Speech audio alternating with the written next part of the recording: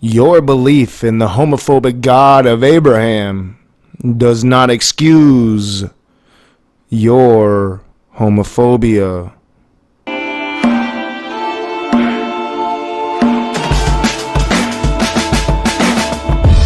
What is up, you heathens and demons, you beautiful, blasphemous people? It's your boy, Nakasuchi. In that Girl Defined stream, y'all saw it. I introduced y'all to a new Christian. Y'all remember, he said this shit. Because the plus community does not believe in marriage equality. They believe in the destruction and the profaning of marriage. Yeah, this mofo right here. His name is Polite Leader. And he looks like this.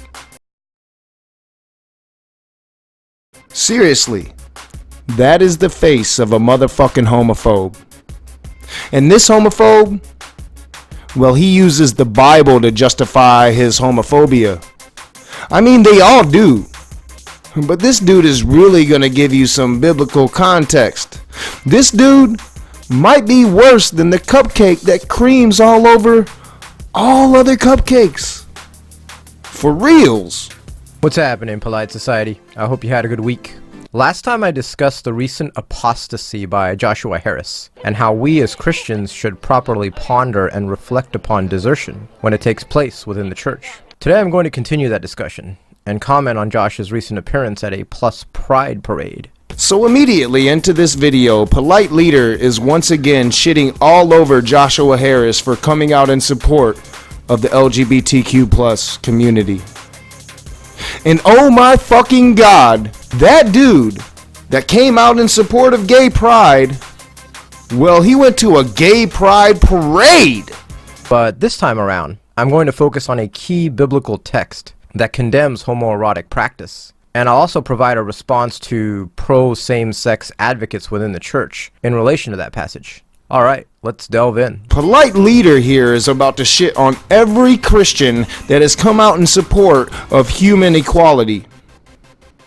But let me just preface all this shit, this whole response, by saying that the Bible is no justification for your fucked up hatreds.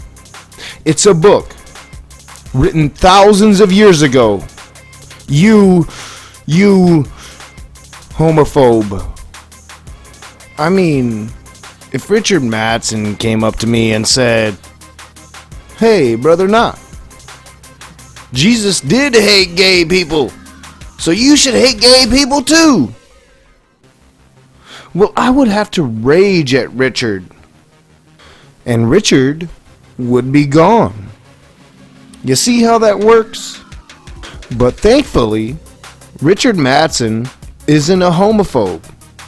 He doesn't use his God belief to justify other horrid beliefs. Because Richard Madsen is cool. This Polite Leader, well, he is a homophobe. Shortly after making these announcements, Mr. Harris was seen marching in Vancouver's Plus Pride parade. In one photo, he was wearing a shirt that said, "Love is Great Britain," and he was also holding a rainbow-colored donut. So now, after bashing on Josh Harris for coming out in support of LGBTQ plus peoples, when he shows solidarity with those people, you are going to get so butthurt, Polite Leader, that you are going to insinuate about his sexuality, aren't you? In addition, he took some pictures with some well-known plus figures, including Matthias Roberts. Many commenters on this channel have suggested that perhaps Joshua will shortly announce that he is in fact gay himself. There it is. Joshua Harris must be a gay man. I mean, he must be, right? Why would he come out for those gay human beings? I'll just repeat what I said last week, and that is that the historical Christian position on same-sex relationships is the one subject that is equivalent to the first century church's uncompromising stance that Jesus alone is Lord. This is why I have studied this particular subject extensively, listened to both sides of the argument, and will continue to provide the clear biblical view on homoerotic practice on this channel. So Polite Leader just said being gay is wrong because Jesus is Lord. I wonder if Polite Leader will use Jesus at all in any of his justifications for homophobia, or if he will use that other guy. What's his name? I mean, what's his name? You know, their real God? Oh yeah, Paul.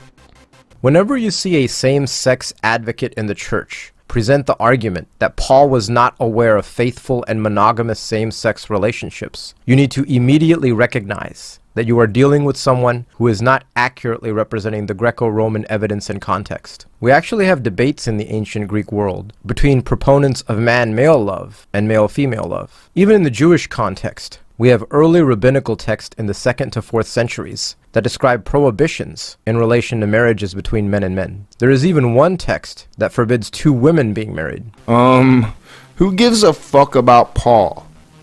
Paul isn't God. Paul never met Jesus. Paul killed Christians. And I guess this made him the perfect person to lead Christians? But also, should I be surprised that the ancient world had homophobes? That they had homophobic societies? The ancient world also had societies that weren't homophobic. First people societies, to name some of them. There is plenty of source material available that clearly demonstrates that abusive and coercive relationships were not the only forms of same-sex unions. Some pro-gay advocates, like Harry Knox for example, argue that in Romans chapter 1, Paul is only referring to these types of degrading same-sex activities. But clearly, the apostle is indicting all forms of women-female sexual relationships in Romans 1:26, because lesbianism in antiquity was not noted for having those kinds of characteristics, that is, being conducted in an exploitative context with a prostitute, a slave, or an adolescent. So when lesbianism is being indicted here, it includes committed relationships. Wait a minute. Wait. You're saying that lesbians never exploited shit like gay dudes did way back in ancient times? I mean, what? What the fuck are you talking about? Let me just tell you that there are all kinds of fucked up in every community throughout the histories of time, yo. But let me also tell you, maybe your mommy didn't tell you this, that just because they did it doesn't make it right. Just because your God, Paul, is homophobic, that does not justify your homophobia in the least bit. Not by a fucking atom, yo. This is why Bernadette Bruton, who is a self-identifying lesbian herself, but also a New Testament scholar, and who by no means agrees with me, but is herself an advocate of same-sex relationships, nevertheless argues in her 150-page treatment on Romans 1:26 that you cannot use the argument that Paul is only indicting exploitative relationships. The indictment of lesbianism makes that absolutely clear. But even when we come to the condemnation of man-male intercourse in Romans 1:27, Paul talks about mutuality. The men mutually desired one another. Yeah, I agree. To justify the homophobia in the Bible is silly. The Bible is homophobic as fuck. So I completely agree with you. He doesn't say something was done to one. That word for desire there is not limited to the kind of lust context that same-sex advocates are talking about. The Greek word epithumeo is used for a desire for any form of sexual intercourse expressly forbidden by God. And the language for being inflamed is likewise used. Paul doesn't simply mean they're just over-lusted, which Dr. James Brownson, another same-sex proponent, argues. And he's not talking only about constitutional heterosexuals who are engaging in homoerotic sex, like Matthew Vines contends. So, when are you gonna tell me how Jesus hated gay people? I mean, is Paul your God? Polite Leader? Can we all just take a moment to recognize that Polite Leader here is worshiping a false god?